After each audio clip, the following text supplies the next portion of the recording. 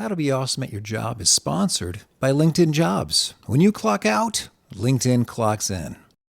Post your job for free at linkedin.com/beawesome. That's linkedin.com/BEAWESOME.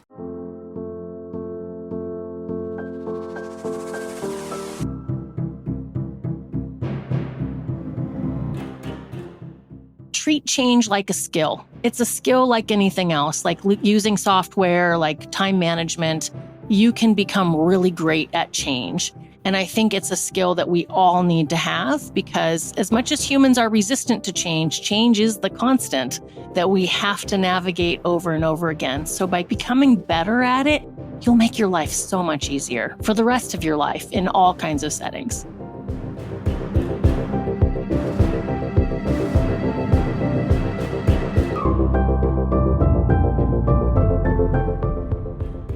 That's Dr. Britt Andreatta. She's an internationally recognized thought leader who blends leadership, neuroscience, and psychology to help professionals tackle workplace challenges.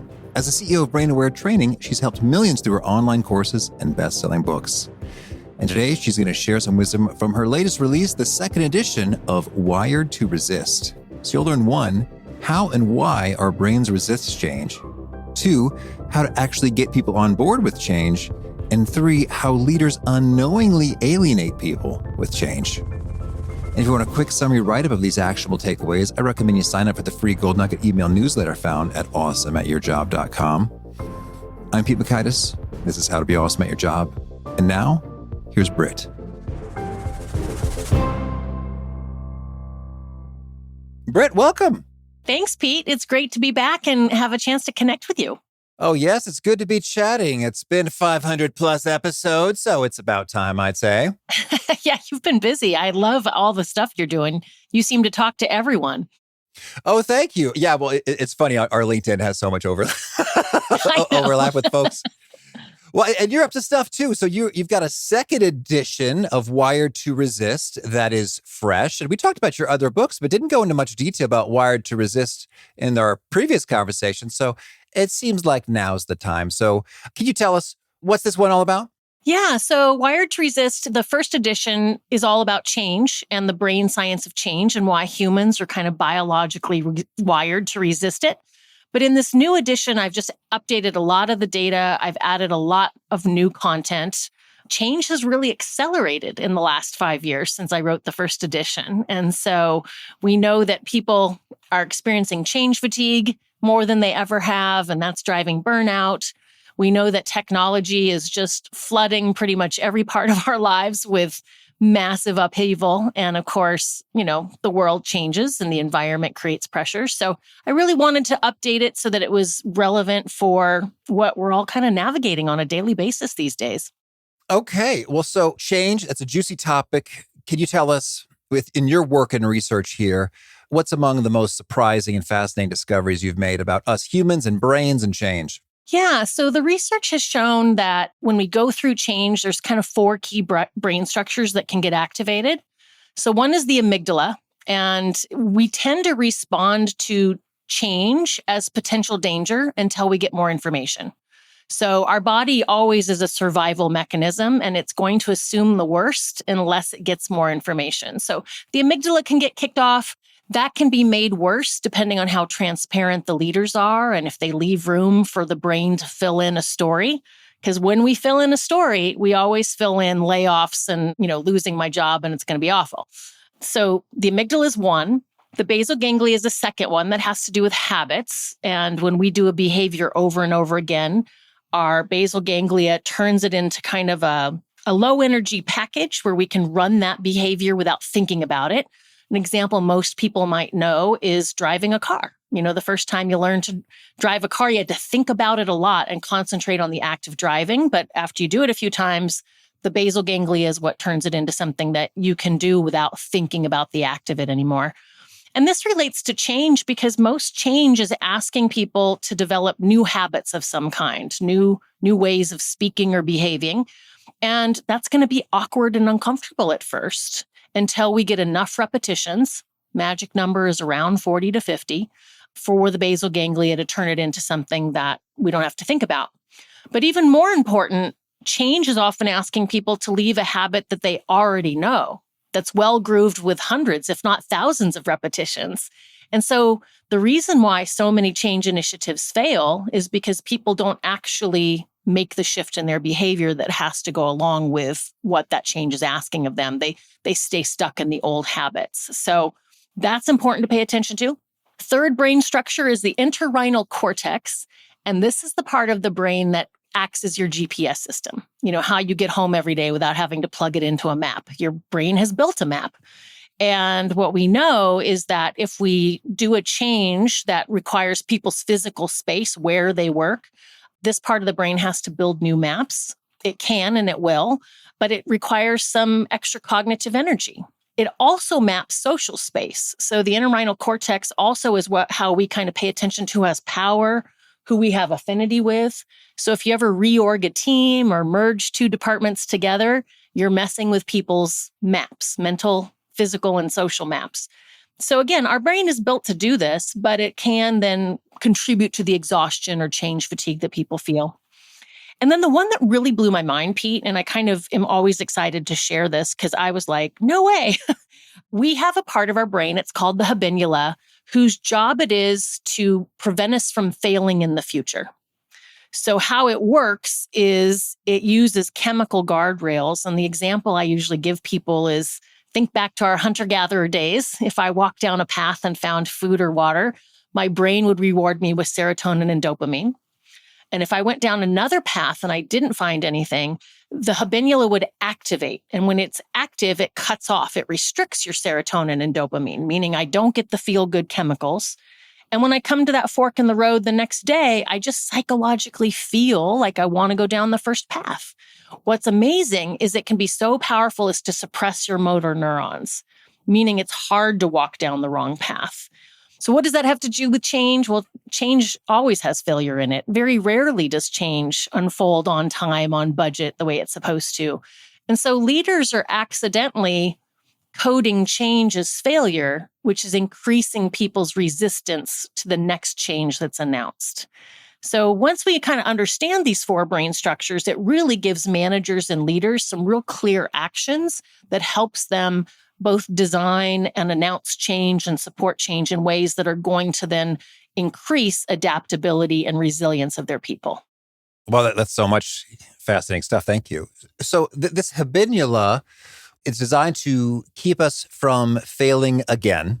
Yes. And it can sort of shut us down with less serotonin, less dopamine, and less sort of motor neuron stuff. So then our motivation and maybe our even ability to walk to a spot is hampered.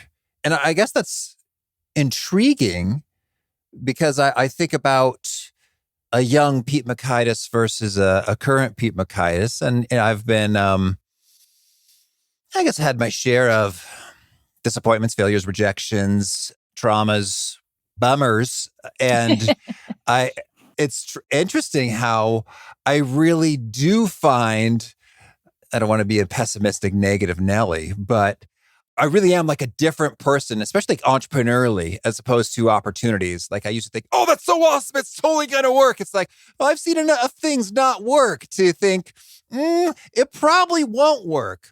Am I still interested, eyes wide open, knowing it's more likely not to work than work? And so it kind of takes a pretty huge upside. Like, well, it might not work, but if it does, it'll be so huge. Yes, it's still worth it. So I've become shrewd, discerning, grumpier evaluator of opportunities of all sorts, not even businessy things, but just like a social opportunity. It's like, oh, it's probably going to be hot and crowded and loud and so I'm not just a grump. I've just learned some things. Yes. So let me distinguish two things. One is there is such a thing as wisdom, right? Like as we live life, our experience shapes our opinions and our beliefs. And we're like, this hasn't worked out the last 3 times. Maybe I should stop and pause and consider this, right? So as we get on in life experience and years, I think there's some natural wisdom that can sometimes also creep over into cynicism or skepticism. But the other thing that's in play And I wrote a different book on this, Wired to Become, which is also about kind of our sense of finding purpose and meaningful work. During the pandemic, we all not only went into change fatigue, but we went well beyond that into diagnosable burnout. And the workforce, the global workforce, is still showing really high numbers of burnout even today. And why I mention this is that burnout makes us, it kind of seeps joy away. So things that used to make you excited don't make you excited anymore. It can make you apathetic and much more cautious and want to stay kind of home and in your safe space. So then my challenge to you would be, are you being cautious about change, or are you also experiencing some of the effects of burnout that many of us have not yet fully recovered from? Well, I'd love your pro tips here. If we find ourselves in the category of an overactive habinula, what is to be done? Yeah. So from a leader perspective, let me first talk about change. The advice I give is that when we realize that, oh, this habinula is going to be paying attention to failure, it really changes how we talk about change with our teams. So before I give this training, a lot of ways leaders approach it is if the change initiative is over budget or behind schedule, they come into the staff meeting and are like, oh my gosh, you guys, we're over budget, we're behind schedule. What are we going to do? And the habinula just hears failure, failure, failure. Where if instead that manager came into the meeting and said, all right, you guys, high fives all around. Since our last meeting, you've done A, B, and C, and we acknowledge effort and progress. Now the brain gets the reward for having participated, leaned into change, done the things they were supposed to do.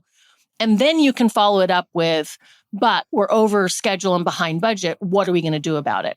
And so we tend to kind of just focus on the negative, and we're accidentally making people more change resistant by not first acknowledging effort and progress. You really want to do that, particularly around change. And then you can focus on what do we need to fix.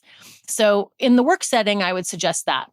In terms of burnout, really the only recovery from burnout is two things: rest, making sure you're getting enough rest, and playing more. Because we're like every other species. Species don't play unless they feel safe. And we lost access to all of our forms of play for a good 3 years there. And many of us have not gotten back in the habit of going back and playing. And what's dangerous about burnout is because it makes you so apathetic, you'll be like, oh, yeah, I could go to that dinner out with friends and a movie. I don't think I will. Like the apathy keeps you from going. But really, it's playing and getting the reward of the fun with your friends and stuff that can pull you out of burnout. So rest and play are things that we all should dial up more in our lives. And then play gives you all kinds of other benefits. People who play frequently are much more innovative and creative. They're generally happier. Play, unlocks all kinds of good things about our sense of self. Now, you said we lost our access to play, and I guess I'm thinking there's a universe of online entertainment, screen-related fun to be had, from YouTube to TikTok to video games and more, whatever your personal online entertainment poison of choice may be. When you say play, does it exclude these, or is there optimal forms of play? No, it's a great question. And my husband's an avid gamer, so I appreciate gaming and online entertainment is definitely a legitimate form of play. However, during the pandemic, we were living in a heightened state of survival, right? We have a lot of amnesia about this, but we literally lived through a significant global trauma. And we were so busy just trying to get through it. Many people overworked. They lost access to their normal ways of play. We couldn't go on vacation. We couldn't go to a water park. You couldn't go to a movie theater. You didn't go out to dinner with friends. And so we all kind of pulled back and recreated lives that worked during that time. But for many folks, they haven't refluffed back out to some of those activities.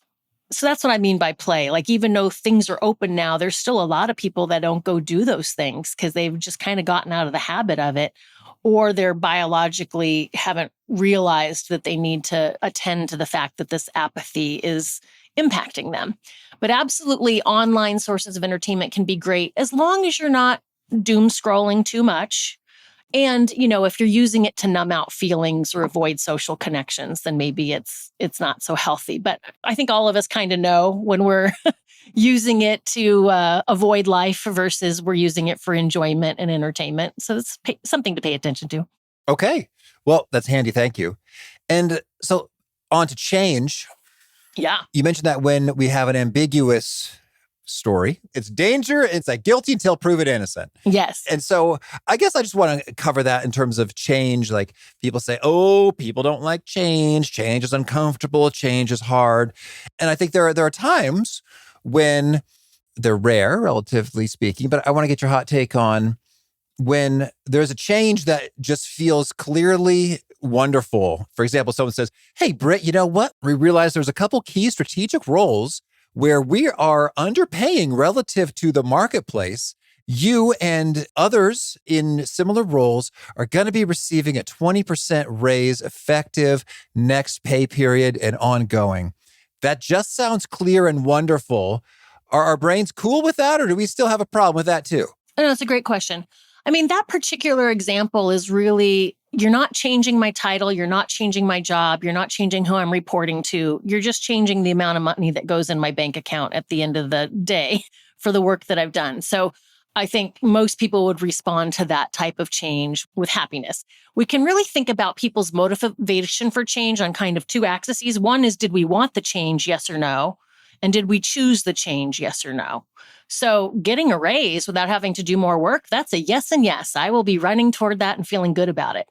But if you also said to me, hey, Britt, we've identified that you got some amazing talent. We're going to give you a 20% raise, but you need to relocate to a different city or a different country, and you got to take on 50% more work. Oh, I didn't choose that. I'm not sure even I want that. And of course, then if it's stuff a no and a no, I'm going to resist and dig my heels in. So we really have to look at people's motivation for change. There is some change that people love and run toward. And we also have to remember, the more you move up in an organization, the more leaders tend to be entrepreneurial and tend to be more change comfortable because they're deciding and driving the change. But when you're on the receiving end of change and you don't have a lot of agency in that, that's where you're going to see more of the resistance. Mm-hmm. Okay, well, that's good and clear. All right. Well, so then let's run through it. If we want to have a change happen successfully, what are our top do's and don'ts? Okay. Well, when we're on the receiving end of change, there's a few things that we can do that's really about empowering ourselves.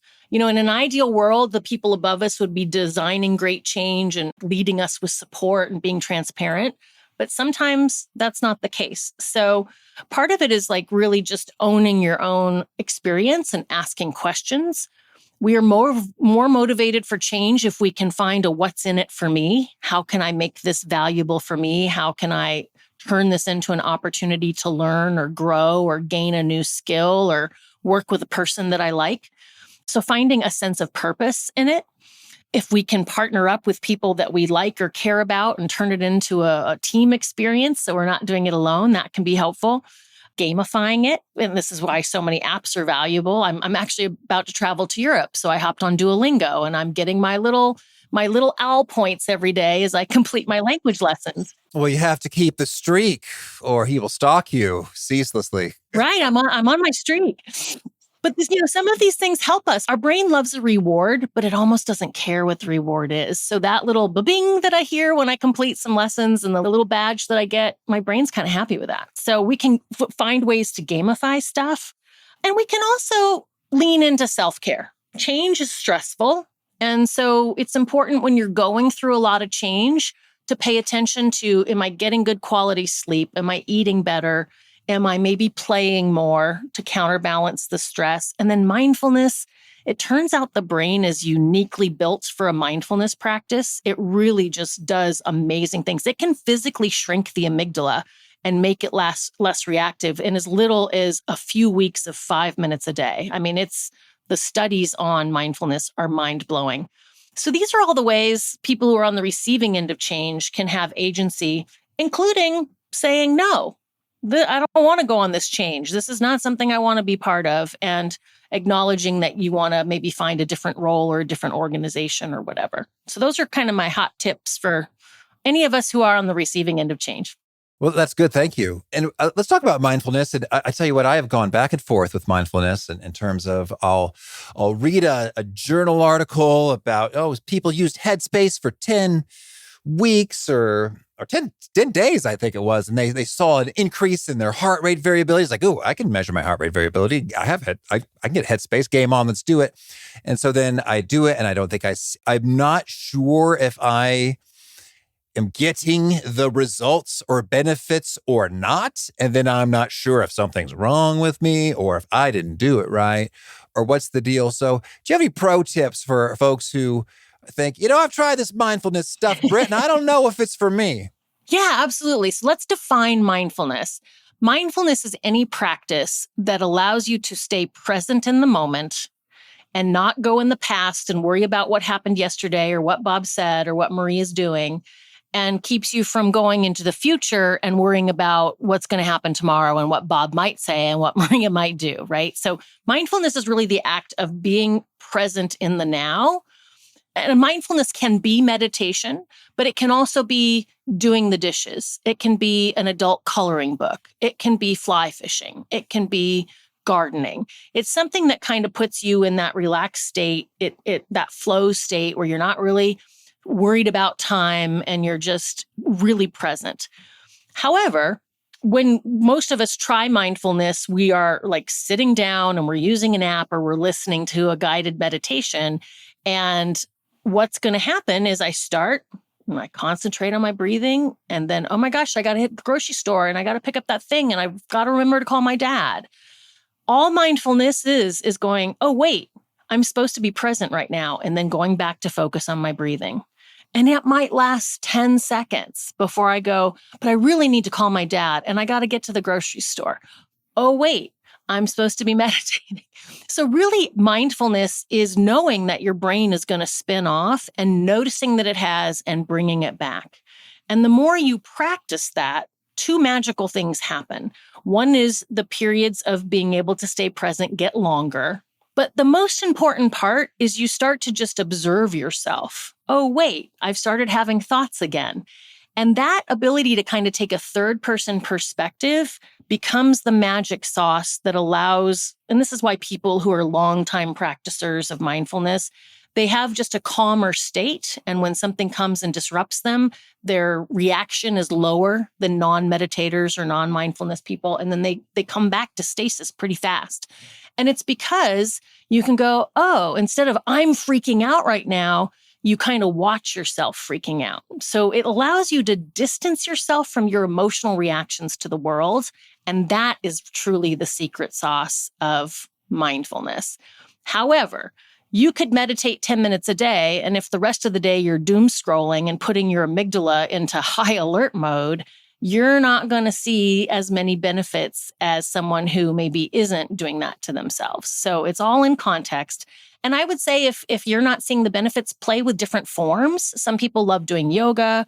Some people love doing some kind of hands-on crafting. Some people love doing something really physical. Find your jam. Well, yeah, that's handy. I guess it's just not as, if we think of mindfulness as a practice, an exercise that strengthens a capability, it's just a little fuzzier as compared to, say, strength training in the gym. Right. In which I say, I was unable to lift this 205-pound weight 4 times last time, but this time I did it 6 times. Right. Incontrovertible evidence. Strength has increased. Rejoice, celebrate. It feels good.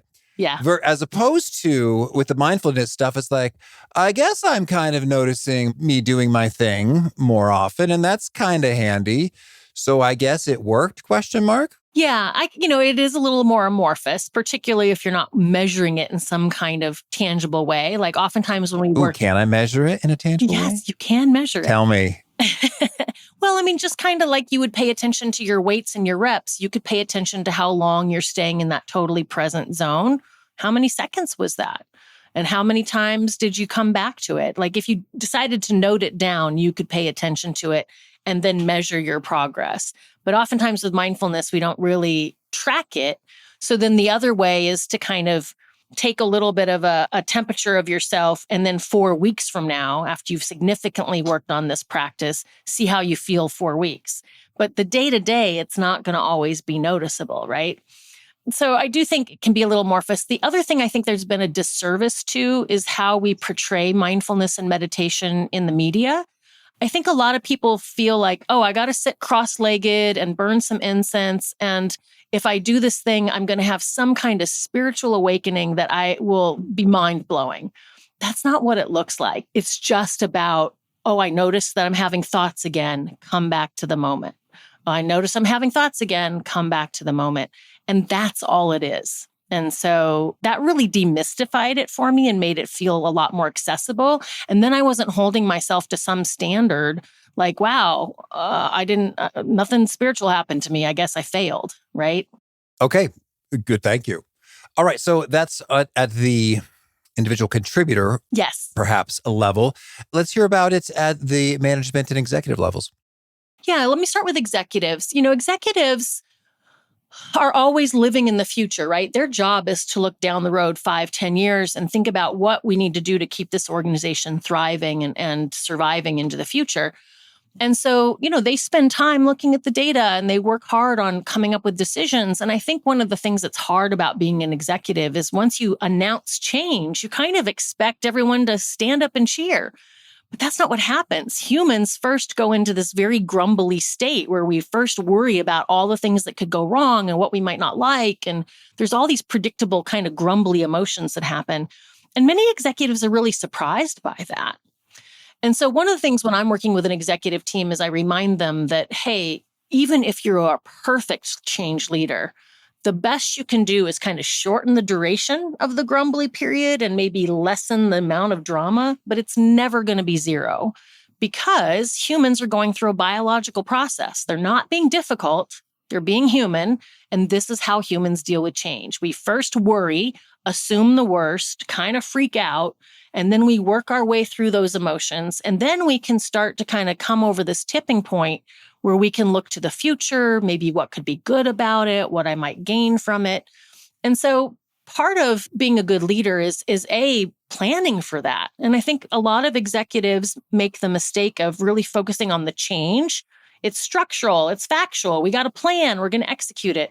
But the people have to go through the change.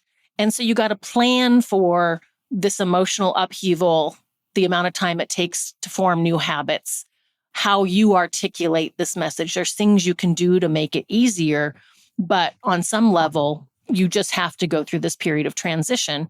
And I have found when organizations spend more time focusing on the people side of it, how are we going to get people through? How are we going to support them? Let's be ready for the grumbling. How are we going to handle that? Then change goes much better. The second thing that I talk to executives about is that as an organization grows, it's going to start to have more functions and heads of those functions. So facilities is doing its thing to maximize the business, and marketing's doing its thing, and HR is doing its thing, and IT. And pretty soon, all these really great changes are getting launched, but nobody's playing air traffic controller. And so there needs to be a position where someone's looking at, okay, all of these are great, but what's launching when? Because oftentimes change fails because a team just got inundated by 6 fantastic changes all in the same month. And they couldn't participate. They couldn't get on board with all of them. And then then they do the handoff to the managers. So let's talk about the managers. They're responsible for taking their direct reports through change, but they very rarely get to decide the change or design the change. And so they're kind of handed something and told, make it work. And they may not have that skill set. So part of it is train your managers. Leading change is a skill. It can be learned and improved like any other skill. But also you want to arm them with what they need to be successful. They need to know the why. They need to know what the milestones are. They need to know what to do if it goes off the rails. So you need to make sure your managers are armed with the actual tools they need to make this change happen. And oftentimes managers, they don't know the why. They don't know what is going to happen. And so when they get questions from their employees, they don't have the answers. They can't participate in supporting the employees moving through the change. But that's easily fixed. So, with some good information and tools, the whole ecosystem is now working together. And boy, it sure makes a difference in terms of changes going successfully, but also the workforce getting much more comfortable and capable and resilient with change. Okay, I like that. Thank you. Well, now I'm thinking about remember something that just really annoyed me. So maybe you could, geez, this was 20-ish years ago. But an organization I volunteered with, it was near and dear to my heart. We conducted youth leadership seminars for folks who were high school sophomores. And it was a lot of fun, and kind of where I kind of grew up in the people development-y world, which has shaped much of my career since. And then there was a change, and the change was more economically driven. They were short on their dough, and their fundraising wasn't going as well. And so they shifted the experience, whereas before it was free for the individual attendees in their schools. And then it shifted into a fee-for-service model. And basically everyone had to then pay. Usually schools paid, or if your volunteer team on the ground, they had like dozens of affiliates, was really sharp, that they could get that fund raised to offset stuff. So it was a big change, and it really affected really the kind of the core vibe of the organization, and large swaths of volunteers who'd poured their heart and soul into things for many years just quit, including some folks that I really admired.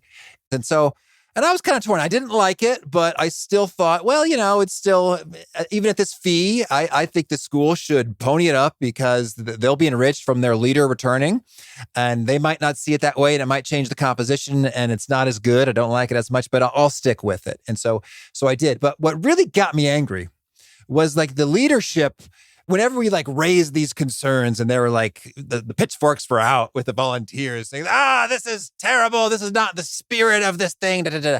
I don't know if the word's gaslighting or patronizing, but I felt like the message for the executives was, hey, well, we all know that change can be difficult. And I was like, we're not saying we're annoyed that you're changing the software program and we have to relearn a new thing with its quirks after years of knowing the old software program.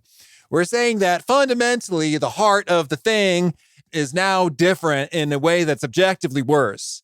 And so that response I found disgusting. Yeah. Not to be so judgmental, but I did. That's how it felt at the time. But you've been thinking about this for 20 years, Pete. I can tell. Yeah. It just seemed like, I don't know what the optimal response is from the leadership of this volunteer organization, but it's not that. Yeah. Hey, change is hard. So help us out, change expert. What should they have done? Right. So first of all, what I'm hearing in this story is that and who knows, we weren't in those rooms, right? It may have been that this organization would have had to shut their doors unless they went to this pay to play model, right? Quite possible. But so what I'm hearing is that they had a problem and they solved it kind of in closed doors. They didn't involve some of the stakeholders and say, hey, what do you like most about this place? What should become the sacred piece that we don't touch? What do you not care about? They would have gotten better data if they had done that. It sounds like they didn't message this really well, so they didn't really take you guys through the why of it. And my guess is you would have felt differently if they had said, hey, we care about the spirit of this place too, and this is the only option to even keep this spirit alive. Otherwise, we're going to have to close the doors. Like, that's where we're at. So, there's transparency in how you message things, but sometimes leaders do make those hard choices, and they don't really care if you get on board or not, take it or leave it, be on board or not. I think sometimes leaders, though, make a mistake and they don't realize how bad that's going to be. I think we're kind of watching that with Southwest right now. The CEO made a big change in one of their core values and the whole reasons why people chose that airline. And then after he didn't. Is it the refunds or bags fly free or the... Bags fly free, was like a big thing that a lot of people were like, hey, this is the only reason I fly Southwest is because of these financial benefits, right? And not only that, the policy was announced, none of the staff were giving any messaging. So now they're dealing with angry customers, upset, and they don't have any messaging around it. And then, it went viral. So then the president the CEO made a video. But in his video, he only talked about the financial gains for the company and the shareholders. He didn't talk about the travel experience. He didn't talk about the values, the what's in it for me, for the staff, for the travelers. And it was a real missed opportunity. But essentially, the company violated a core value that was part of its value proposition. and they've lost lots of customers. Target has done the same thing around the DEI initiatives, that by choosing to shutter that, there's been a several month-long boycott of Target right now, and they're just losing money hand over fist, where Costco leaned into their DEI and they've gained a lot of those Target customers. So part of it is when you're making change, you have to be savvy to the fact, is this change related to a core tenet of our identity or what people believe in about us? Because if you're bringing change there, you better tread very thoughtfully and very carefully. And if you're just going to push it through anyway, then expect to lose a lot of people. And only your analysis can let you know if you can survive that or not, right? And get to the other side of it. Yeah. And actually, you're highlighting something for me in terms of like my complicated feelings about the private equity industry as a whole. Yeah. Because theoretically, I'm a finance major. I worked at Bain & Company, not Bain Capital, but I'm into efficiencies. And theoretically, I think it makes sense. Oh, yeah. Someone buys a company and they've got some great ideas and networks, economies of scale, smart ideas, winning systems and approaches, and away we go, make it better, better, better. And yet other times, it's like there's nothing innovative at all happening here. It's just like, I found a clever, legal, financial way to shift money from you to me, and I'm going to do that. And oopsie, you're bankrupt now? Well, that's too bad. I've already exited, so on to the next. And so I think that's, hey, every firm is different. Every human is different. But I think that if you're hyper-focused on a narrow goal of let's get a huge financial return within a few years from the acquisition of this organization, then the deck is a little stacked against you in terms of your probability of having a misstep, an overlooking an important dimension of the heart, soul, vibe, values of what makes a place special. You might overlook that. You're at high risk of doing so. Yeah. And I actually dedicated an entire chapter to one of the 4 drivers of change is human consciousness. And what I think some people are missing, but there's massive evidence around us, is that human consciousness has been continuing to increase. We used to be very feudal and tribal and fighting against each other. And then we went to really strict hierarchies and stuff. But where we are in this kind of evolution of human consciousness is really understanding the interconnectedness of everything, that you have to treat your employees well. You have to treat the planet well, that there's a commitment to not just making money for money's sake, but doing so in a way that keeps everyone whole. And what's really interesting is the younger generations are very committed to this. Millennials, Gen Z, Gen X, to some extent, even the youngest littles these days are really committed to people and planet. And they vote with their dollars. They vote with their voices. They are not willing to kind of listen to corporate BS. So there really is a call to action that leaders, particularly executives, need to find a way to build purpose-driven workplaces, that just focusing on profit for profit's sake is not going to land well anymore. You won't be able to attract and retain those employees. You won't be able to attract and retain those customers. So there's a shift happening, and it got accelerated by the pandemic. People were already starting to think this way, but when we're faced with our mortality and we lose people, it really clarifies your values, which is why we saw so many people change careers and really think about where they wanted to be. So I think we're in a very messy state of human evolution right now, but I think it's a really awesome one because we're being called to develop practices and ways of doing things that are much more aligned with being connected, taking care of everyone. That's not to say you can't make a pretty penny in there somewhere, but when you are sacrificing people's well-being for the pretty penny without thinking about it, that way of leadership is not going to last long anymore. And we're seeing the last kind of breaths of that gasp around the world, but nothing goes off into the sweet good night without a little bit of a tussle. So we're seeing some tussling happening. Okay. Thank you. Well, Britt, tell me, anything else you want to make sure to mention before we hear about some of your favorite things? The one thing I would say is change fatigue is real, and to be mindful of how you're feeling. If you feel overwhelmed with change, like it's something to pay attention to. One study by Gartner found that today, the average employee is experiencing 13 or more enterprise-wide changes per year compared to 2 in 2016. Like that's how much it's gone up, is that because every part of the business is driving change. And now because of new technologies like AI, all of them are having to keep up with that. We literally just have change launching around us all the time. And so if you're feeling like, oh my God, it's just so much change, you're normal. It is an appropriate perception you're having. There is a lot more change than there used to be. And if you have not yet recovered from the intensity of the pandemic and really kind of healed your burnout, you're going to have less capacity. And this is honestly the number one thing I'm working with executives right now. They're trying to drive big change in their organizations, and employees are just responding very slowly or with a lot of resistance, as are their customers. And so this mismatch is causing a lot of difficulty in workplaces right now. But we will get to the other side of it. We just have to pay attention to it. Big thanks to Britt for sharing her wisdom with us. Big thanks to our sponsors. Check them out. One sponsor to check out is Plod. Plod is great for running meetings more efficiently and productively, especially on crazy busy days. Plod Note is a credit card-sized AI gadget attachable to the back of your phone. Whether you're having business calls or in-person meetings, it can be your ultimate business assistant. The gadget records audio, and the app automatically creates transcripts, summarizes key points, and even provides mind maps to visualize everything. You can talk and brainstorm with it even, because the AI doesn't just take the notes, but also understands them. Plod has been trusted by over 700,000 buyers globally, and more than 200,000 managers and leaders are using it every day to save time and improve collaboration. If you're ready to take your meeting to the next level, type PLAUD into Google and get a 10% off discount with my code AWESOME. It's slim, gorgeous, and cool. And that website again is Plod, spelled PLAUD.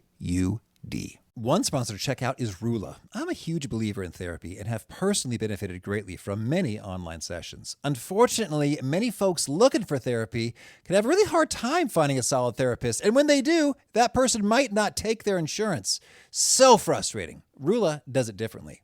They partner with over 100 insurance plans, making the average copay only $15 per session. On top of that, Rula goes deep, considering your goals, preferences, and background to provide you with a curated list of licensed in-network therapists and psychiatrists on target therapy and medication. No wait lists or any of those headaches. Thousands of people are already using Rula to get affordable, high-quality therapy that's actually covered by their insurance. Visit rula.com/awesome to get started. And after you sign up, they'll ask you how you heard about them. Please let them know How to Be Awesome at Your Job sent you by going to Rula, RULA.com/awesome. You deserve mental health care that works with you, not against your budget. One sponsor to check out is Strawberry.me Career Coaching. Having real clarity and direction can make or break your career. If it seems like you're putting in the work but not seeing your career take off, some coaching might be just the ticket. Strawberry.me matches you with certified career coaches who help you gain clarity on what you really want next in your career, develop a results-driven strategy, and stay accountable. And they can also help you flourish beyond career issues. I had a fantastic session with my coach, Britt, about handling stress from so many responsibilities in so many areas. He was fun. He was wise. He just really got me. We had some laughs and a good time and a good rapport. And he gave me an exercise that has been so quick and so effective for me. I've been doing it every day. So if you're ready to take control and build momentum in your career, go to strawberry.me/awesome to claim your $50 credit. That's strawberry.me/awesome. Because awesome careers don't just happen, you make them happen. All right. Now could you share a favorite quote, something you find inspiring? I always love that Margaret Mead quote that I'm going to butcher it a little bit, but it basically says, never underestimate the power of a few people to make change. In fact, it's the only thing that ever has. All right. And a favorite study or experiment, a bit of research? I talked about the habenula. That one blew my mind. The other one that really blew my mind, and I talk about this in my book on teams, Wired to Connect, is that the human brain experiences exclusion is the same as physical pain. That excluding someone is registered in the body the same as hitting someone. And to the point where the researchers were kind of blown away. So they did a whole bunch of other studies, like what happens if you are excluded by people you don't like? Didn't matter. What if we pay you to be excluded? Didn't matter. It just kept activating the pain centers. And so then they thought, I wonder if pain pills will make a difference. And it did. taking a pain pill makes the feeling of exclusion go away, just like it makes the feeling of pain go away. And I think this is what's contributed to the opioid epidemic, is that people will go on pain pills for legitimate injuries, and they are getting a break from their social pain, but we're not talking about it. So when it's time to come off that medicine, folks are now faced with a whole lot of feelings coming up, and they're not necessarily supported in that transition. Okay. And favorite tool? I am a PowerPoint junkie, and I use PowerPoint for everything. I use PowerPoint to mood board when I'm decorating a room. I use PowerPoint to literally, that's how I write a book, is I PowerPoint it first, and then I write the chapters from the PowerPoint. It just gives me these tiles that I can move around and duplicate and organize in different ways. So it's my favorite way to organize my thinking, and it has become, all of my books started as PowerPoints. Okay. And a favorite habit? This came from some research too around kind of the neuroscience of insight and innovation. And it really comes from the synapses of the brain being able to connect in unexpected ways. And we cannot do that when we're focused and thinking about something. It happens when we take the break. So I have now learned that when I feel like, I can't make progress anymore, I used to feel bad taking a break, like, I'm stepping away. I need to keep working at this. But now I know that break equals breakthrough.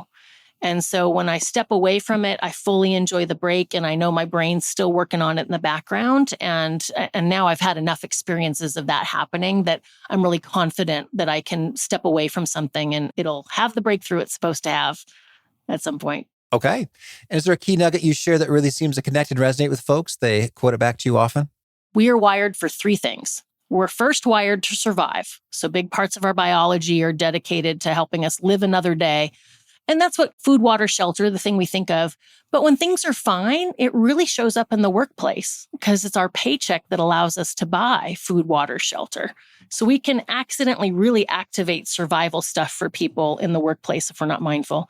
Second thing is we're wired to belong. Big parts of our biology are dedicated to helping us cooperate and read emotions in other people and be connected to folks and feel authentic. And then perhaps our deepest hunger or need is, we're wired to become our best selves. We really hunger to live up to our potential. And that should change. As you achieve your potential for where you are now, then there's a new potential for you to reach for. But we really do want to learn and grow and become better. And so if you remember nothing else about humans, survive, belong, become. All right. And if folks want to learn more or get in touch, where would you point them? Fantastic. I'm on LinkedIn, so it's my name, Britt Andreatta. That's also my website, brittandreatta.com. I have a podcast out now called Brain Aware Podcast. My company is Brain Aware Training, and it also has its own website. So any of those ways are good places for people to find me and see what I'm up to. And I love connecting with people. So please reach out. Oh, thank you. And do you have a final challenge or call to action for folks looking to be awesome at their jobs? As we talk about change, treat change like a skill. It's a skill like anything else, like using software, like time management. You can become really great at change. And I think it's a skill that we all need to have because as much as humans are resistant to change, change is the constant that we have to navigate over and over again. So by becoming better at it, you'll make your life so much easier for the rest of your life in all kinds of settings. All right, Britt, thank you. Thank you.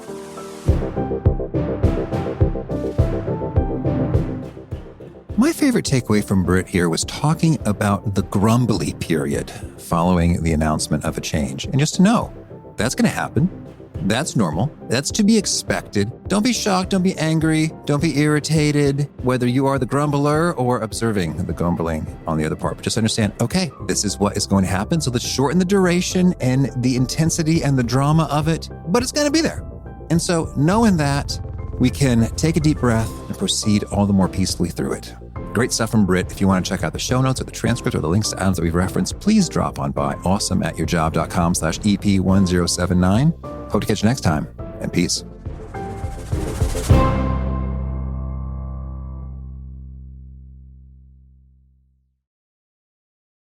Shopify's point of sale system helps you sell at every stage of your business. Need a fast and secure way to take payments in person?